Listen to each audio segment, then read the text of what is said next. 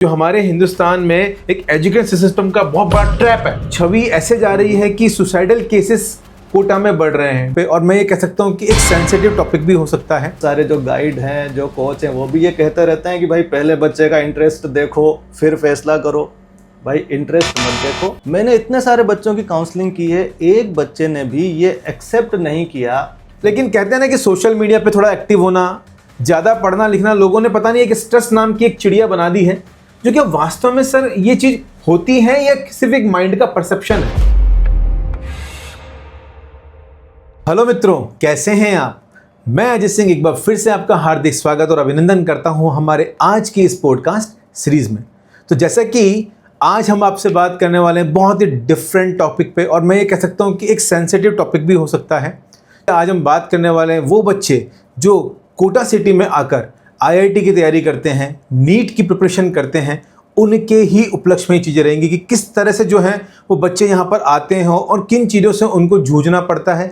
क्या ये चीज़ें सही बताई गई हैं, क्या ये चीज़ें गलत बताई गई हैं? तो उसी पे आज चर्चा करने के लिए हमारे समक्ष उपस्थित हैं DG Krishnamurthy sir. So welcome sir हमारे पॉडकास्ट में, बहुत बहुत स्वागत है सर आपका। Thank you. तो जैसा कि आपके इस बारे में अगर मैं बताना चाहूँ सर के लिए, तो सर पिछले 15 वर्षों से लगातार साइकोलॉजी की चीज़ों को देख रहे हैं। बच्चों की माइंड रीडिंग कैसे होती है वो सर को बेहतरीन तरीके से पता है। और कोटा ही नहीं, साथ साथ अगर मैं बात करूं तो सर जो है पूरे इंडिया में अपने सेमिनार्स देते हैं और सर की कई बातें बच्चों को बड़ी अच्छी समझ में आती है। सर काउंसलिंग भी बहुत तरीके से करते हैं, ताकि अगर पेरेंट काउंसलिंग की मैं बात करूं या फिर स्टूडेंट्स की काउंसलिंग की बात करूं, वहाँ पर जो सर ने है बहुत ही अच्छे विचार अपने दिए हैं और बच्चों को कई चीज़ों से उन्होंने उबारा भी है। तो सर बिल्कुल मैं आपसे पूछना चाहूँगा सर कि आपको क्या लगता है कि सर कोटा जो एक कोचिंग सिटी, एक कैपिटल हब है, लास्ट ईयर 2 ईयर्स तक की अगर हम बात करें तो बच्चे काफ़ी अच्छी संख्या में यहाँ पर उपस्थित थे। अगर मैं बात करूँ डाटा के हिसाब से था तो 2021-22 की अगर मैं बात करूँ, 23 की बात करूँ, तो करीबन 1.5 से 2 लाख बच्चा बिल्कुल कोटा में आईआईटी और नीट की प्रिपरेशन करने के लिए आया, जैसा कि आपको भी पता है। और आपने भी इस ड्यूरेशन में काफ़ी बच्चों की काउंसलिंग करी है, बिल्कुल पेरेंट्स की काउंसलिंग करी है। तो सर ऐसा क्या सिनेरियो रहा है कि जो बच्चे हैं उनका दिन ब दिन नंबर जो है वो कोटा में गिरता जा रहा है, उनका आकर्षण कम होता जा रहा है, जबकि अगर देखा जाए तो अगर संस्थानों की भी हम बात करें तो संस्थान कहीं पर भी किसी तरह से कमज़ोर नहीं है। वहाँ पढ़ाने वाले जो टीचर्स हैं, अध्यापक हैं, वो भी बहुत कमज़ोर नहीं हैं, बहुत ही बढ़िया है, लेकिन उसके बावजूद भी रुझान दिन ब दिन कम होता जा रहा है। तो इसके पीछे का कोई कारण सर आपको लगता हो? देखिए, सबसे जो प्रमुख कारण है वो तो यही है कि पिछले कुछ दिनों में जो भी इंटरनेशनल स्टडीज़ होती हैं उनमें नेशनल और इंटरनेशनल डेटा आए कि एडोलसेंस में, टीनेजर्स में ये मेंटल प्रॉब्लम्स हो रही हैं, ये इश्यूज़ हो रहे हैं, उनमें सुसाइड हो रहे हैं। इन सब डेटास को हमारे कोटा में जो कोचिंग होती है उससे रिलेट कर दिया गया। जितना भी तरह का स्ट्रेस हो सकता है, मेंटल स्ट्रेस, साइकोलॉजिकल प्रॉब्लम्स, उन सब का जिम्मेदार कोटा का जो कंपटीशन का माहौल है, जो यहाँ की ट्रेनिंग है बच्चों को दी जाती है जी, सारी जिम्मेदारी उस कोचिंग पर डाल दी गई और इस माहौल पर डाल दी गई। तो एक तरह से एक नेगेटिव छवि बन गई, नेगेटिव मार्केटिंग हो गई, और फिर इसे और भुनाया।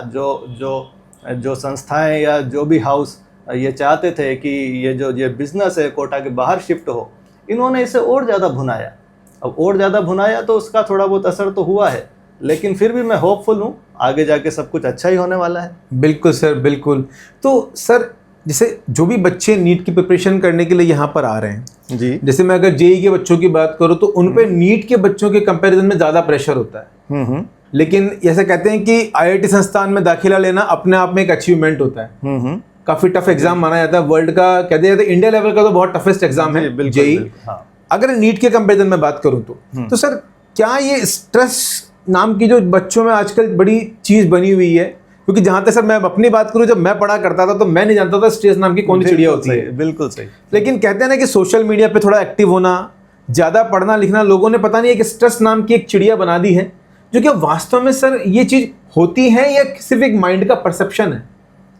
देखिए, ये बात तो बिल्कुल सही है कि हमारे ज़माने में, जब हम टीनेजर थे जी, उस समय की तुलना आज के समय से की जाए तो थोड़ा बहुत बच्चों में तनाव तो है। पर उसके कई सारे कारण हैं और उन कारणों को अगर हम एक एक करके लिस्ट आउट करें तो वो एक अलग समय देने वाली बात हो जाएगी। लेकिन यदि हम उन बच्चों की बात करें जो कोटा में आकर कंपटीशन की तैयारी कर रहे हैं, खास करके नीट और जी की, तो यहाँ पर जो बच्चे अपनी प्रॉब्लम लेकर आते हैं या जिन प्रॉब्लम्स को फेस करते हैं, जी सर, उन्हें हमें बिल्कुल डिफरेंट तरीके से देखना होगा। क्योंकि जब बच्चा आता है तो वो ये कहता है कि अपनी प्रॉब्लम को किस तरह से कहता है, वो कहता है कि सर मुझे मेरा पढ़ाई में फोकस नहीं बनता, मुझे ओवर थिंकिंग है, मुझे नेगेटिव थिंकिंग है, मेरा कंसंट्रेशन बढ़ा दीजिए। या वो कहता है मैं रिलेशनशिप इश्यूज में फंसा हुआ हूँ, या फिर वो ये कहता है कि मुझे एंजाइटी है, मुझे डिप्रेशन है। क्योंकि ये जो टर्म्स है एंजाइटी, डिप्रेशन, इन्हें वो बहुत ज़्यादा गूगल कर लेता है, इनके बारे में जान लेता है क्योंकि उसके पास स्मार्टफोन है। तो हमारे ज़माना और इस ज़माने में सबसे बड़ा अंतर यही आया है कि इन्फॉर्मेशन और नॉलेज फटाफट गूगल कर लिया जाता है, ऑन द टिप आ गई है। पहले तो फिर भी किताबें पढ़नी पड़ती थी, लेकिन अब ऑन द टिप है, स्मार्ट गैजेट्स की वजह से। बिल्कुल। तो सर कहीं ना कहीं ये जो स्मार्ट गैजेट्स हैं, क्या ये भी स्ट्रेस डेवलप करते हैं? जी बिल्कुल बिल्कुल। जब इनका ऐसी जगह पर उपयोग कर लिया जाता है जहां इनकी ज़रूरत ही नहीं है। जी सर। और खासकर जो बच्चा पढ़ाई कर रहा है उसे इनकी इतनी ज़्यादा ज़रूरत नहीं है, लेकिन ये हमारे मन का स्वभाव है, ये हमारी साइकोलॉजी है, जिज्ञासा, क्यूरोसिटी। तो हमारी एज में आने के बाद तो ये कम हो जाती है, लेकिन टीनेजर्स में, इस एज में तो जिज्ञासा हर तरफ से है, वो तो जानने की उसे भूख है। बिल्कुल और सर। उसके हाथ में आपने स्मार्टफोन दे दिया। अब एक तरफ तो उसकी पढ़ाई है, फिजिक्स, केमिस्ट्री, बायोलॉजी, उसकी तुलना में स्मार्टफोन उसके लिए कितना ज़्यादा ज्ञान का संसार है, तो वो तो उसमें एंगेज होगा ही। बिल्कुल सर। और कोई भी व्यक्ति जितना ज़्यादा गैर जरूरी इंफॉर्मेशन अपने अंदर कलेक्ट करेगा, वो इंफॉर्मेशन उसके अंदर कुछ न कुछ ऐसा ही काम करेगी जो उसके लिए फ़ायदेमंद नहीं है। वही इंफॉर्मेशन व्यक्ति को कलेक्ट करनी चाहिए जो उसे चाहिए। और एक टीनेजर इस बात को कभी समझ ही नहीं सकता। हम इस एज में आकर समझते हैं कि ये हमारे लिए नहीं है, हम आसानी से उसे अवॉइड कर लेते हैं। टीनेजर्स के लिए ये फैसला करना बड़ा मुश्किल है।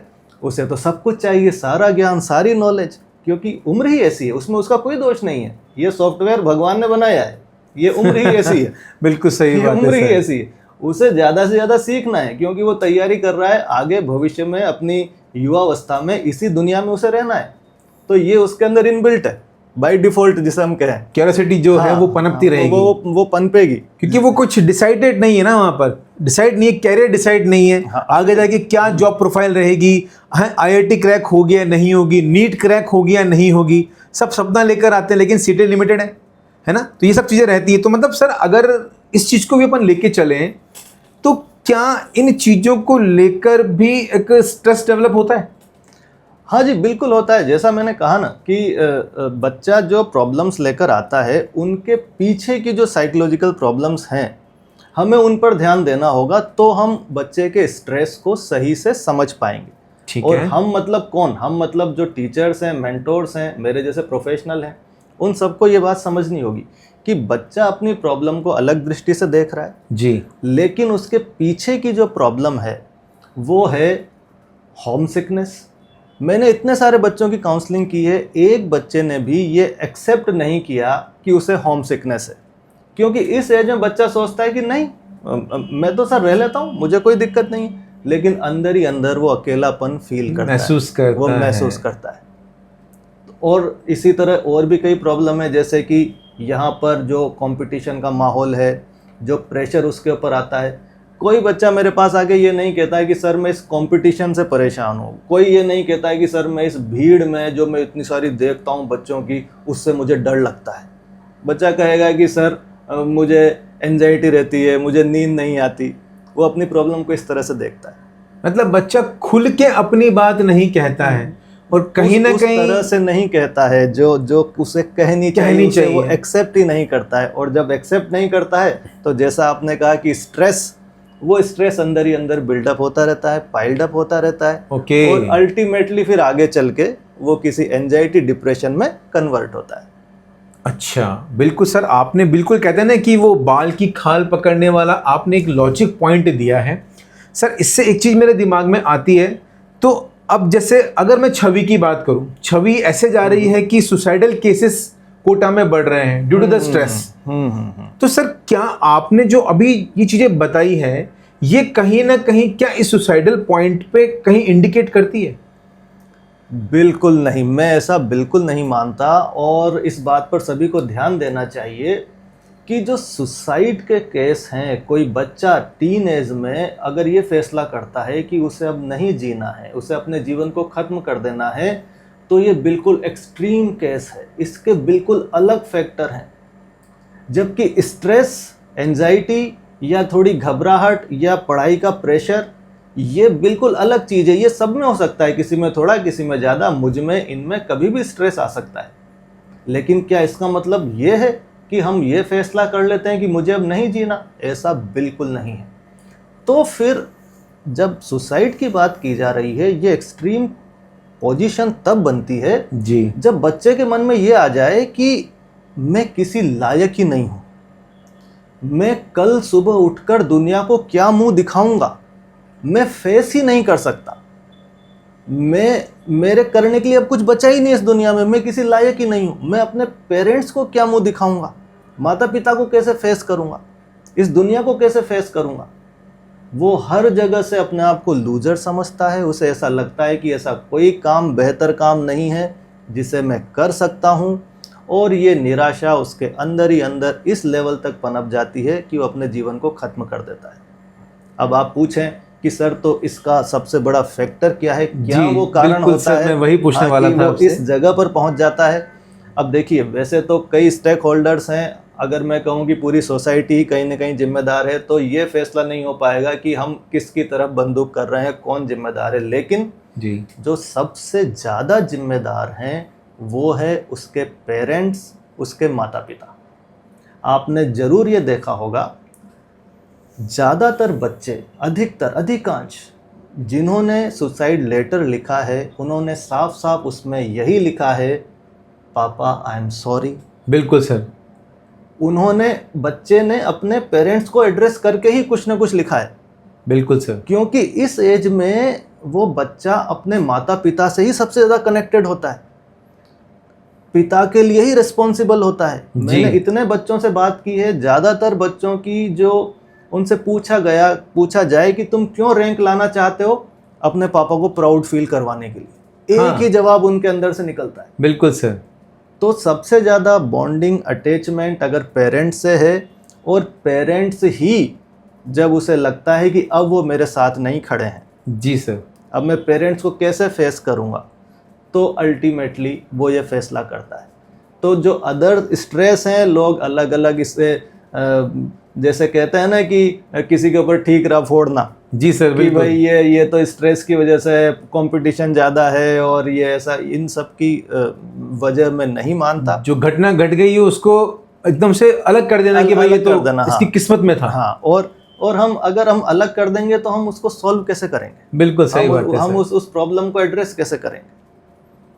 जी, ये है सर। आपने जो बताया, ये इसको देख के मेरे मन में एक सवाल आ रहा है कि अगर हम पेरेंट्स की बात करते हैं बेसिकली, तो मित्रों आप भी समझिएगा कि क्या मैं सर के सामने सही पूछ पा रहा हूँ, सही बोल पा रहा हूँ कि पेरेंट भी मेरी नज़र में देखा जाए तो दो तरह के होते हैं। एक पेरेंट वो हैं जो अपने बच्चे के मन को पढ़ते हैं, एक पेरेंट वो होते हैं जो अपनी जिंदगी में जब वो उनकी जीवनी रही थी, मतलब उनका जवानी का समय रहता, वो इस चीज को करना चाह रहे थे पर वो कर नहीं पाए, तो उन्होंने अपना भविष्य अपने बच्चों में देखा और वो उसको बोले कि बेटा देख, मैं तो IIT नहीं कर पाया, मैं नीट क्रैक नहीं कर पाया, मैं कलेक्टर नहीं बन पाया, मैं कुछ नहीं कर पाया, मैं आज एक सिंपल से जॉब कर रहा हूँ, एक छोटा सा बिजनेस कर रहा हूँ और तुम्हें पाल रहा पोस रहा हूँ। तो कहीं ना कहीं बच्चा बचपन से उस चीज़ को देखता है पेरेंट की, और उसके मन में ये भावना आती है कि जो मेरे पापा नहीं कर पाए मैं उनको करके दिखाऊं। तो सर क्या ये दो तरह के पेरेंट, इनमें सबसे खतरनाक पेरेंट कौन सा मानेंगे सर आप? मतलब सर पूछना नहीं चाहिए, हाँ। लेकिन कहते हैं ना कि इसमें साइकोलॉजी, माता पिता की जो साइकोलॉजी होती है ना, उससे बच्चा अपने आप के मेंटल लेवल को प्रिपेयर करता है। बिल्कुल सही। सर आप क्या प्रकाश डालना चाहेंगे इसके ऊपर? देखिए, आपने बिल्कुल सही बात कही, लेकिन मैं ये कहूँगा कि पेरेंट्स क्या क्या गलतियाँ करते हैं, उनमें से दो आपने बताई हैं। जी सर। लेकिन और भी कई गलतियाँ पेरेंट्स करते हैं, और इसमें ये खास बात ध्यान देने की है। जब हम जनरलाइजेशन करते हैं कि भाई पेरेंट्स ये गलतियाँ करते हैं, जैसे मुझसे किसी ने कहा कि पेरेंट्स ये गलतियाँ करते हैं, तो मैं जब ये गलतियां सुन रहा होऊंगा तो मेरा माइंड उसको फिल्टर कर देगा कि नहीं भाई ये गलतियां तो मैं नहीं करता हूं। बस यही बात है ध्यान देने वाली। जी सर। हर पेरेंट अलग अलग गलती करता है, लेकिन 99.9% पेरेंट एक न एक गलती जरूर करता है। बिल्कुल सही। और हर पेरेंट अलग अलग गलती करता है जी। इसलिए हर पेरेंट को लगता है क्योंकि वो एक दो ही गलतियां कर रहा है, बाकी गलतियां वो नहीं कर रहा, तो उसका फोकस उधर रहता है और उसे लगता है कि आई एम वेरी राइट। बिल्कुल सर, है ना। हाँ मैं जी। कोई गलती नहीं कर रहा हूं, और बस यही गड़बड़ हो जाती है। जी। तो यहाँ पर पेरेंट्स को ये उस जगह पर ध्यान देना चाहिए कि मैं उन सभी चीज़ों को ध्यान में रखूं और ऐसी कोई गलती ना करूं जिसमें मेरे बच्चे मुझसे डिटेच्ड फील करें, मुझसे दूर हो जाएं। जी। और जैसे आपने जो 2 बातें बताई उनमें अगर तीसरी बात जोड़ना चाहूँ मैं, तो सबसे बड़ी गलती जो पेरेंट्स करते हैं जी, वो ये होती है कि चूंकि सभी पेरेंट्स बच्चे से बहुत प्यार करते हैं और वो उसे सफल होते हुए देखना चाहते हैं। जी। तो पेरेंट्स अपने बच्चे की जिद और जो उसकी नासमझी है, क्योंकि उसकी उम्र क्या है 16, 17, 18, उसकी जिद और नासमझी में आ जाते हैं।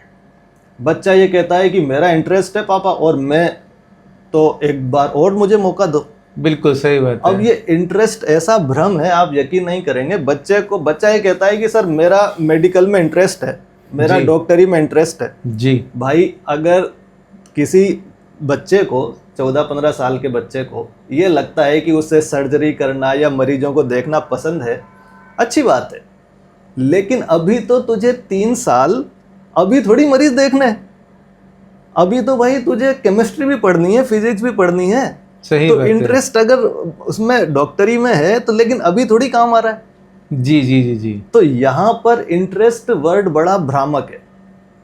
बच्चे का इंटरेस्ट अगर मैकेनिक में है, वो मैकेनिक बनना चाहता है, और आपने उसको डाल दिया कि यार ये आईआईटी में मैं इसको मैकेनिकल ब्रांच दिलाऊंगा, लेकिन अभी उसे मैकेनिक नहीं बनना है 2 साल, अभी तो उसे वही कागज पेन पर सवाल करने हैं। सही बात है सर। तो आप इंटरेस्ट के पीछे पेरेंट्स से गलती करते हैं, और कई बहुत सारे जो गाइड हैं, जो कोच हैं, वो भी ये कहते रहते हैं कि भाई पहले बच्चे का इंटरेस्ट देखो फिर फैसला करो। भाई इंटरेस्ट मत देखो। मेरा इतने सारे हजारों बच्चों का एक्सपीरियंस है, मैंने साइकोलॉजिकल एनालिसिस, उनके इंटरेस्ट का एनालिसिस, उसके कई टेस्ट खुद ने मैंने बनाए हैं और अप्लाई किए हैं। सैकड़ों बच्चों पर पूरे स्कूल में जाकर पूरी हब पर एक साथ मैंने अपने बनाए हुए टेस्ट अप्लाई किए हैं, और मैं इस नतीजे पर पहुंचा हूं कि इस एज में किसी बच्चे को इंटरेस्ट पता नहीं होता। बिल्कुल सर। और उसकी वजह भी ये है क्योंकि इस एज में हमारे बच्चे पढ़ाई के अलावा कुछ कर ही नहीं रहे हैं। अगर वो नेचुरल लाइफ जी रहे होते, कभी क्या कर रहे होते, कभी क्या कर रहे होते, हम उनको पूरी आज़ादी दे रहे होते, तो 16-17 साल तक पता चल जाता है कि वो क्या करना चाहते हैं। लेकिन हमारे बच्चे तो 6th से ही यही काम कर रहे हैं, पढ़ाई पढ़ाई पढ़ाई। बिल्कुल सर, बिल्कुल। तो इंटरेस्ट क्या है, ये केवल एक भ्रम है। इस भ्रम में पेरेंट्स को नहीं आना चाहिए। पेरेंट्स अगर बच्चे को नीट या जी की तैयारी में डाल रहे हैं तो उन्हें केवल ये देखना चाहिए कि इसके अंदर दम कितना है प्रेशर को झेलने का, पेशेंस कितना है, ये अच्छी सिटिंग ले पाता है कि नहीं, बिल्कुल, ये आराम से चीज़ों को इसके अंदर समझने की काबिलियत है कि नहीं, ज़्यादा मेहनत करने से घबराता तो नहीं है। इस तरह की बातें सोचते हुए उन्हें आगे बढ़ना चाहिए। बिल्कुल सर, बिल्कुल। तो मतलब कह सकते हैं कि सर ये जो एज होती है ना, इसमें कहते हैं ना कि कहते हैं कि टीनेजर की एज जिसको हम कहते हैं, तो यहाँ पर चाहे लड़का हो चाहे लड़की हो, यहाँ पर हार्मोनल चेंजेस काम करते हैं। बिल्कुल। जैसा कि सर मैं बच्चों को जब भी पढ़ाता हूँ तो मैं ये बात करता हूँ कि भाई इस टाइम हार्मोनल चेंजेस हो रहे हैं, तो आपका एक दूसरे के प्रति आकर्षित होना स्वाभाविक है। बिल्कुल बिल्कुल, ठीक है। ये हमारी एज में भी था और ये आपकी एज में भी है, लेकिन इस एज में इन हार्मोनल चेंजेस में बॉडी आपको सिंक्रोनाइज कर रही है। तो कहने का मतलब सर जहां पर भी मैं कह रहा हूं कि जो बच्चे अपना इंटरेस्ट डेवलप करते हैं वो इंटरेस्ट चेंज भी करते हैं, यानी कि इस एज में मूड स्विंग्स होते हैं। आज मुझे डॉक्टर बनने की इच्छा है, मैंने कोई मोटिवेशनल चीज देख ली तो मेरा मूड स्विंग हो गया कि नहीं मैं तो डॉक्टर नहीं बना था, मैं तो ये फिलोसोफर बनूंगा। ठीक है, फिर कोई मूवी आपने अच्छी देख ली तो बोले नहीं मैंने तो मुझे तो बॉर्डर पे जाना है और मुझे तो आर्मी में ज्वाइन करना है। तो ये मूड स्विंग्स, आई थिंक मैं कहता हूँ कि ये जो एज होती है ना, वो डिसीजन मेकिंग एज नहीं कह सकते। बिल्कुल। यहाँ पर पेरेंट का रोल होता है कि वो बच्चों को जब से बचपन से देख रहे हैं ना, तो उसका इंटरेस्ट किन किन चीजों में जा रहा है वहां से कुछ सेलेक्ट करते हुए चले, ना कि भाई मेरे पड़ोसी का बच्चा जो है IIT की तैयारी कर रहा है तो आप भी बेटा आप भी करो, मैंने भी कर ली। तो सारी जो भेड़ चाल है जो हमारे हिंदुस्तान में एक एजुकेशन सिस्टम का बहुत बड़ा ट्रैप है एक तरह से देखा जाए तो यही चीजें मुझे लगता है कि बच्चों को बहुत मिसगाइड करती हैं। बिल्कुल करते हैं। इन्हीं चीजों में पेरेंट भी अपनी भावनाओं में बहते हैं। इमोशनली बच्चे थोड़ा ट्रीट करते हैं, चल जा बेटा जा तू कर तैयारी, कोटा चला जा, है ना। और फिर बच्चा यहाँ पर आके भीड़ में एकदम से कहते कि गुम सा हो जाता है, बच्चा गुम हो जाता है। क्योंकि वही बात होती है ना कि जब वहां पर वो अपने छोटे से एरिया में, छोटे से स्कूल में, तो वो टॉपर होता है जी, उसने हमेशा टॉप किया होता है, सभी टीचर्स का वो एक अच्छा लड़का होता है उनकी नज़र में, बिल्कुल, तो वो भी उसके माता पिता से कह देते हैं। तो इसमें हालांकि कोई बुराई नहीं है, ऐसे ही बच्चे छोटी जगह से आकर बड़ी जगह पर आने चाहिए, इसमें कोई बुराई नहीं है। बस बुराई तभी होती है, प्रॉब्लम तभी आती है, अगर हम वापस उस सुसाइड की तरफ देखें जी, कि जब पेरेंट्स उस बच्चे पर बहुत बड़ा दाव खेल देते हैं। बिल्कुल, कई पेरेंट्स अपना लोन लेकर, गिरवी रखकर, जमीन बेचकर अपने बच्चे पर ये दाव खेल देते हैं कि हाँ अब तू सेलेक्ट होके बता, मैंने तेरे लिए ये किया है। उसके बाद भले ही पेरेंट्स ये कहते रहें कि बेटा तू तो आराम से पढ़, कोई चिंता नहीं, आप कितना भी कह लो, बेटा रोबोट नहीं है।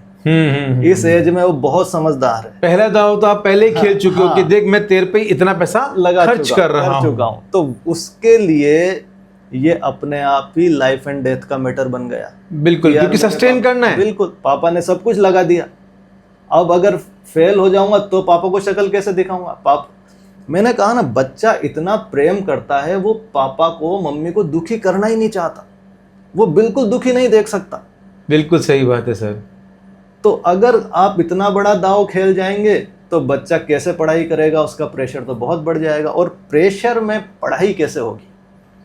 प्रेशर में आप जी सकते हो, उस टाइम को निकाल सकते हो कैसे भी करके, लेकिन पढ़ाई, और वो भी कंपटीशन की रेस, बिल्कुल सर, बिल्कुल, वो प्रेशर में कैसे होगी? उसके लिए तो बिल्कुल खुला मस्त वाला दिमाग चाहिए। बिल्कुल सही सर। तो आपने बहुत ही वैलिड पॉइंट पकड़े हैं सर आज।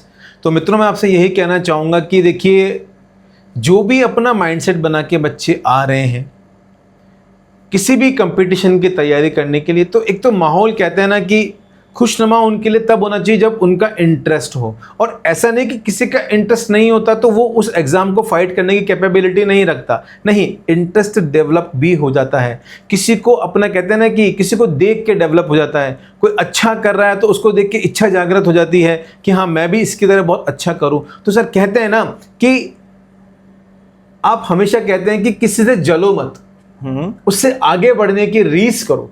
बिल्कुल, कहते हैं कि हाड़ोती का एक शब्द है कि रीस करना, है ना, मतलब कि जलना नहीं है, उससे आगे बढ़ने की कोशिश करनी है, उसके बराबर अपने आप को लाने की कोशिश करनी है, ना कि स्ट्रेस में आना है कि मैं ये नहीं कर पाऊंगा। अगर एक बार नहीं कर पा रहे, दूसरी बार आपने ट्राई किया तो वो अच्छी बात है, लेकिन तीसरी बार के लिए मैं भी नहीं कहूंगा। क्यों?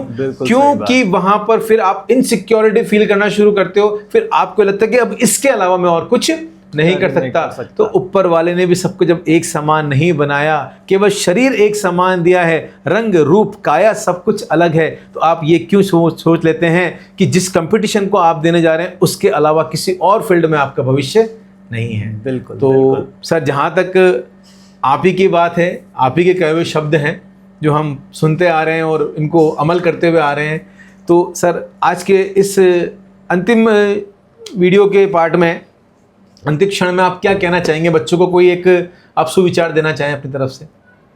मैं बच्चों के लिए तो मैं बस यही कहना चाहूँगा कि जो सबसे ज़्यादा चीज़ आने वाले टाइम में आपके काम आएगी वो है थोड़ा सा डिसिप्लिन और भगवान के प्रति श्रद्धा और भक्ति, क्योंकि ये दो चीज़ें हैं जो आज की तारीख में बिल्कुल गायब होती जा रही हैं। लाइफ स्टाइल के नाम पर बच्चे बिल्कुल भी डिसिप्लिन को फॉलो नहीं करते, और हमारी कल्चर में कुछ ऐसा हो गया कि उन्हें परिवार से ही थोड़े से श्रद्धा और भक्ति के संस्कार नहीं मिलते। ये क्यों ज़रूरी है, ये बिल्कुल अलग टॉपिक है, लेकिन बस मैं ये चाहूँगा कि वो मेरी इस बात पर ध्यान दें। दूसरी सलाह मैं पेरेंट्स को, मैं पेरेंट्स के लिए ज़रूर कहना चाहूँगा कि वो अपने बच्चों के साथ अपनी बॉन्डिंग को मजबूत करें। आपका सीधा क्लियर मैसेज पेरेंट्स का, चाहे वो बोल कर करें, इस मैसेज को बच्चे का ये बिलीफ उनके द्वारा बच्चे के दिमाग में फिट किया जाना चाहिए, चाहे तो बोल कर, चाहे अपने गेस्चर से, बॉडी लैंग्वेज से। बच्चे के दिमाग में ये बिलीफ होना चाहिए कि मैं चाहे हारूं चाहे मैं जीतूं, मैं सेलेक्ट हूं चाहे मैं फेल हूं, दोनों ही स्थिति में मेरे पिताजी मेरी पीठ थपथपाएंगे और बोलेंगे शाबाश बेटा।